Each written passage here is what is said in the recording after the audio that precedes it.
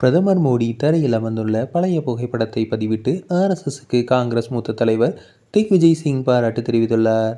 காங்கிரஸ் செயற்குழு கூட்டம் டெல்லியில் நேற்று நடைபெற்றது. அதற்கு முன்பாக நேற்று காலை காங்கிரஸ் மூத்த தலைவர் திக்விஜய் சிங் சமூக வலைதளத்தில் பிரதமர் நரேந்திர மோடியின் பழைய புகைப்படத்தை பதிவிட்டார்.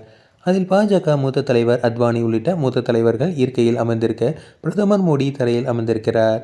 இந்த புகைப்படத்துடன் திக்விஜய் சிங் வெளியிட்டுள்ள பதிவில், கோரா தளத்தில் இந்த புகைப்படத்தை கண்டுபிடித்தேன். ஆர்எஸ்எஸ் அமைப்பின் கடைநிலை தொண்டர்கள் ஜன்சங்கத்தின் கட்டமைப்பு பிரமிப்பூட்டுகிறது. ஒரு தொண்டர் மூத்த தலைவர்களின் காலடியில் அமர்ந்திருக்கிறார். பின்னர் அந்த தொண்டர் மாநிலத்தின் முதல்வராகி பின்னர் நாட்டிற்கே பிரதமராகிவிட்டார்.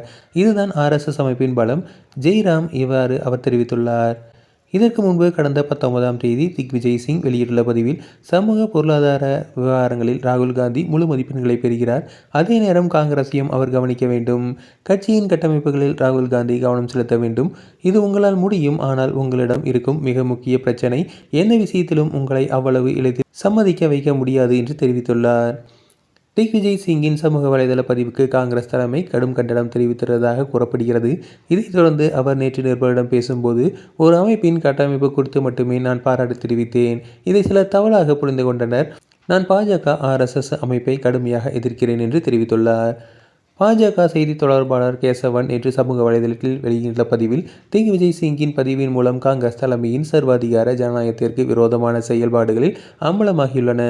இது குறித்து கருத்து தெரிவிக்கும் ராகுல் காந்திக்கு துணிவு இருக்கிறதா? ஒரு குடும்பம் காங்கிரஸை ஆட்டி படைத்து வருகிறது என தெரிவித்துள்ளார்.